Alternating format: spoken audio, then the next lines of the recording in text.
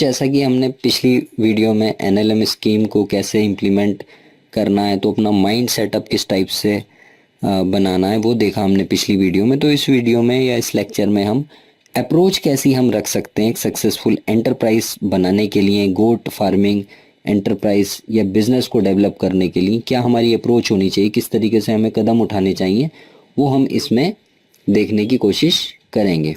दोस्तों, क्या आप गॉट फार्मिंग करना चाहते हैं लेकिन आपके पास कोई पर्याप्त अनुभव और जानकारी नहीं है, तो आप अली वेटनरी विजडम का online got farming course join कर सकते हैं, जो हमारी मोबाइल ऐप पर उपलब्ध है। इस कोर्स में आपको फार्म बनाना, बकरियों का चयन करना, गोट फार्म प्रोजेक्ट बनाना, उन्हें बिना बीमार हुए फार्म में लाने के बारे में जानकारी और शुरुआती दिनों में फार्म स्टेबलाइज करके उससे किस तरह प्रॉफिटेबल फार्म चलाए जाते हैं, इस सब के बारे में बताया जाएगा। इसके अलावा बकरियों की बीमारियों और उनके इलाज की जानकारी, रोजाना का मैनेजमेंट, फीडिंग और न्यूट्रिशन की जानकारी भी दी जाएगी। यदि आप एनएलएम प्रोजेक्ट या अपने पर्सनल गोट फार्मिंग प्रोजेक्ट पर काम कर रहे हैं, तो इस कोर्स को ज्वाइन करके आपको काफी लाभ होगा। कोर्स का कंटेंट जानने के लिए गूगल प्ले स्टोर से Ali veterinary wisdom training app download कीजिए। आज ही goat farming course launch coupon goat farm 40 का लाभ उठाकर ज्वाइन करें और 40% तक डिस्काउंट पाएं। तो चाहे इन्वेस्टमेंट एनएलएम के ज़रिए आपको मिले, मान लीजिए गवर्नमेंट के ज़रिए या जो एनएलएम की स्कीम है उसके ज़रिए मिले, या आपके अपने इन्वेस्टमेंट हो या बैंक से लिए गए हो, तो सब में ही गोट फार्मिंग आपको ही करनी है और उससे मुनाफे भी आपको ही कमाने हैं। तो पैसा कहीं का भी लगाओ, अगर वो प्रोजेक्ट नहीं चला तो नुकसान आपका ही होना है, क्योंकि आपको गवर्नमेंट को भी तो लौटाना है ना पैसा। तो उस हिसाब से अगर देखा जाए तो गवर्नमेंट ने क्या किया है, एनएलएम के अंदर एक इनिशिएटिव डिज़ाइन किया है जिससे सपोर्ट की जा सके लाइव स्टॉक फार्मिंग को इंडिया में बढ़ाने के लिए, और ख़ास करके स्मॉल रूमिनेंट्स को बढ़ाने के लिए। तो जो एक की एरिया है एनएलएम स्कीम में वो गोट फार्मिंग का भी है, स्मॉल रूमिनेंट डेवलपमेंट का भी है, जिसमें मतलब काफ़ी पॉपुलर और ल्यूक्रेटिव एंटरप्राइज फार्मर्स डेवलप कर सकते हैं। मतलब एक पैसा कमाने का एक बिजनेस डेवलप किया जा सकता है स्मॉल रूमिनेंट्स को रख के, खास करके गोट फार्मिंग को बढ़ावा दे रही है एक तरीके से गवर्नमेंट। तो इस प्रोजेक्ट में या गोट फार्मिंग के अंदर कुछ ऐसी चीज़ें होती हैं जिससे जो नए एंटरप्रेन्योर हैं, अगर उन्हें ना पता हो तो वो काफ़ी नुकसान उठा सकते हैं या उठा जाते हैं। उनमें कुछ चीज़ें हैं जैसे डिजीज़ है, बीमारियां एक बहुत ही अहम पहलू है गोट फार्मिंग का। अगर इन्हें नहीं समझेंगे आप या इन्हें मैनेज करना आपको नहीं आएगा तो आपकी फार्मिंग मतलब बहुत हद तक बंद हो जाती है। बहुत ज़्यादा गोट फार्म्स ऐसे होते हैं जो बीमारियों की वजह से बंद हो जाते हैं। तो एक तो बीमारियों को समझना और उन्हें मैनेज करना।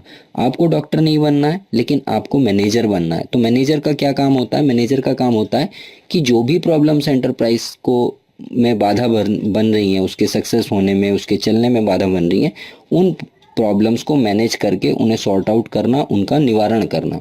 तो डिजीज़ आपके लिए एक प्रॉब्लम है, ठीक है, उसे मैनेज करना आना चाहिए। वो इस जो वीडियो होंगी, जो लेक्चर्स हैं, जो ट्रेनिंग है, उसमें ये बहुत अच्छी तरीके से मैं बताने की कोशिश करूँगा अपनी तरीके से, और आप काफ़ी हद तक अपनी एंटरप्राइज को डिजीज़ की वजह से नहीं बंद करेंगे, बीमारियों की वजह से आपकी जो एंटरप्राइज है वो बंद नहीं होगी। उसके अलावा एक फीडिंग का एरिया है, पुअर फीडिंग की वजह से भी जो गोड्स हैं वो इतना प्रोडक्शन नहीं कर पाती हैं, आपके मार्जिन इतने नहीं आ पाते। तो न्यूट्रिशन को भी हम देखेंगे ट्रेनिंग के अंदर।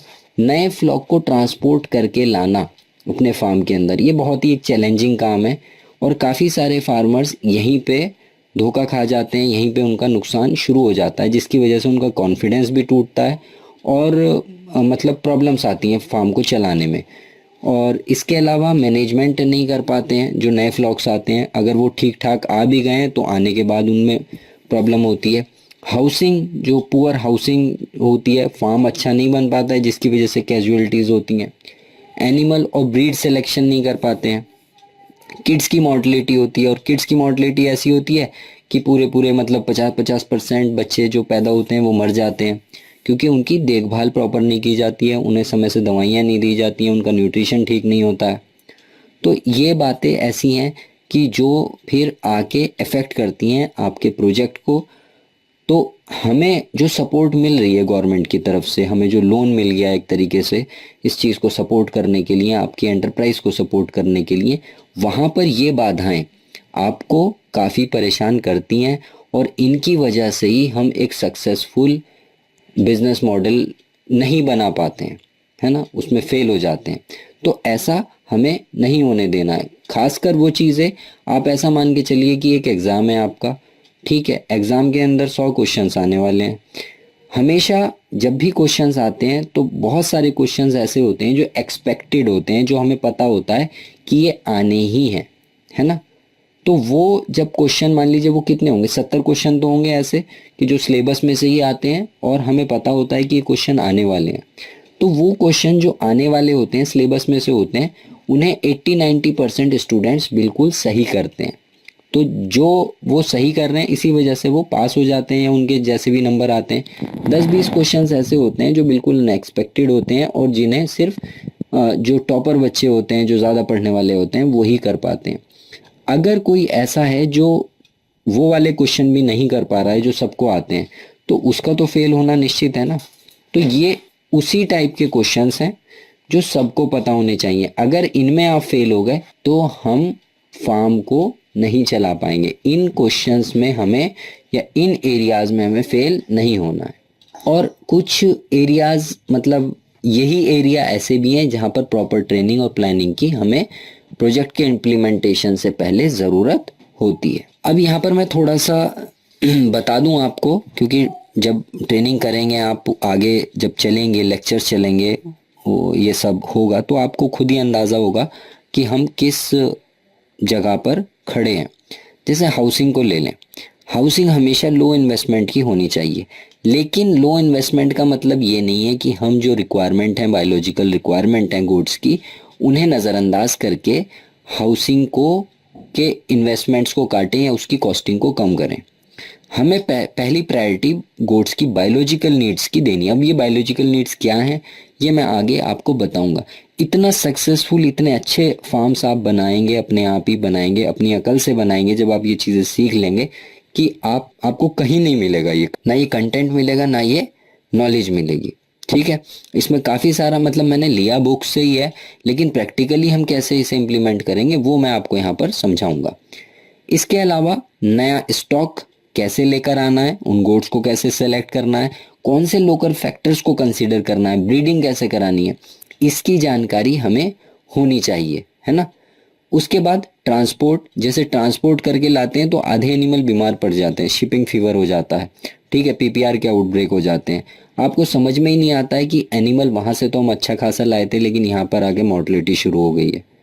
कौन सी ऐसी चीज़ें हैं जो इंडियन कॉन्टेक्स्ट में, अब मतलब उत्तर प्रदेश में जो प्रॉब्लम्स हैं वो हो सकता है राजस्थान में ना आ रही हो, बिहार में जो प्रॉब्लम्स है वो हो सकता है महाराष्ट्र में नहीं आ रही हो, आंध्र प्रदेश में कुछ प्रॉब्लम होगी, हिमाचल प्रदेश में कुछ होगा। तो ये वाले जो मतलब ज्योग्राफिकल कुछ कंसिडरेशंस होते हैं, उन्हें कैसे पूरा करना है, उनका सामना कैसे करना है, और जो हमारी डे टू डे के चैलेंजेस हैं जो हर जगह एक जैसे हैं, उन्हें कैसे फेस करना है। तो उनमें ट्रांसपोर्ट भी, और ट्रांसपोर्ट के से जब एनिमल आ जाते हैं उसके बाद का जो मैनेजमेंट होता है उसे भी देखा जाता है, उसे भी कंसीडर किया जाता है। तो उस स्ट्रेस को, उन प्रॉब्लम्स को ओवरकम करने के लिए एक पूरी कॉम्प्रिहेंसिव नॉलेज हमें होनी चाहिए। इसके बाद डिजीजेस, जैसा पहले बताया अभी कि गोट्स के अंदर एक मिथ है कि गोट बीमार नहीं पड़ती है। बिल्कुल बीमार नहीं पड़ती है, लेकिन अगर वो बाहर टहल रही है, खुले में रह रही है, 1 या 2 गोट्स आपने रखी हुई हैं तो वो बीमार आपके यहाँ नहीं पड़ेंगी। लेकिन जब आप उन्हें एक मतलब एक साथ रखेंगे, फ्लॉक में रखेंगे, जमा करके रखेंगे, ऐसी जगह पे रखेंगे जहाँ पर मान लीजिए एनवायरनमेंट ठीक नहीं है, टेम्परेचर ठीक नहीं है, सांस लेने के लिए प्रॉपर हवा नहीं है, पोल्यूशन ज़्यादा है, तो उसमें बीमारियां फिर पनपने लगती हैं। गोट वैसे तो इंडिविजुअल एनिमल्स हैं, और लेकिन वो क्या करते हैं, सेपरेटली रहना पसंद करते हैं। अगर आप देखेंगे भी, अगर किसी गोट को, एक किसी फ्लॉक को चरते हुए देखेंगे तो वो एक साथ नहीं चर रहे होंगे, कोई एनिमल कहीं होगा, कोई कहीं पे होगा, कोई कहीं खा रहा होगा, तो वो सब अलग अलग रहते हैं, है ना। तो वो एक दूसरे से एक प्रॉपर दूरी बना के रखते हैं गोट्स। लेकिन जब आप उन्हें कन्फाइन कर देते हैं, ये एक बिहेवियरल बायोलॉजी है जो मैं आपको बता रहा हूँ। इस बायोलॉजी को कैसे यूटिलाइज करना है प्रैक्टिकली, ये इंशाल्लाह हम सीखेंगे इस ट्रेनिंग में। तो जब हम उन्हें कन्फाइन कर देते हैं, एक फार्म में आके बंद कर देते हैं, तो उसकी जो वो स्पेस होती है, वो जो फ्रीडम होती है, जो वो रिक्वायरमेंट्स होती हैं एनवायरनमेंट की, एयर की रिक्वायरमेंट है या फिर उसका एक बिहेवियरल रिक्वायरमेंट है, वो हम श्रिंक कर देते हैं, उसे हम ख़त्म कर देते हैं, जिसकी वजह से गोट स्ट्रेस में आ जाती है, इम्यूनिटी डिक्रीज होती है और डिजीज़ के आउटब्रेक्स हमें देखने को मिलते हैं। और ये डिजीज़ ऐसे होते हैं जो एनवायरनमेंट की वजह से आते हैं, या उन्हें वो प्रॉपर जो उनकी रिक्वायरमेंट्स है वो ना देने की वजह से जो डिजीज़ आते हैं, इन्हें दवाइयों से भी ठीक हम नहीं कर सकते हैं। हमारा बहुत सारा पैसा दवाइयों में जाने लगता है। फिर न्यूट्रिशन की बात आती है। न्यूट्रिशन 70% है कॉस्ट ऑफ प्रोडक्शन का। इसमें कैसे पैसों को कम किया जा सकता है, मतलब जो न्यूट्रिशन या कहिए फीडिंग में जो हम कॉस्टिंग लाते हैं उसे कैसे कम कर सकते हैं, वो देखने की ज़रूरत है। उसके साथ साथ ये देखने की ज़रूरत है कि कैसे गोट्स को हम कम खर्चे में पाल सकते हैं, उनसे प्रोडक्शन ले सकते हैं। फिर ब्रीडिंग की बात आती है। ब्रीडिंग जैसा कि हम सब जानते हैं एक बहुत ही इग्नोर पार्ट है, इसे बहुत ज़्यादा कोई मतलब फॉलो नहीं करता है। सिर्फ गोट्स को आपस में क्रॉस कराने को ही लोग ब्रीडिंग समझते हैं कि उनकी आपने क्रॉसिंग करा दी, मेटिंग करा दी, गोट प्रेग्नेंट हो गई, उसने बच्चे दे दिए, बस यहाँ तक।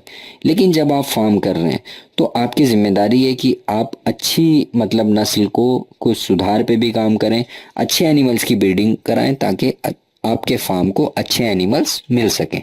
अच्छे एनिमल से ही अच्छा फार्म बनता है। तो अप्रोच आपको इस टाइप की रखनी है। जो चीज़ें मैंने बताई हैं इन्हें अपने माइंड में आप मतलब डाल लें, अपने माइंड को मेकअप इसी टाइप से करें जैसा मैंने अभी आपको बताया है। इस वीडियो को बार बार सुनिए और एक सबकॉन्शियस माइंड अपना बनाइए इस गोट फार्मिंग एंटरप्राइज को सक्सेसफुल बनाने के लिए।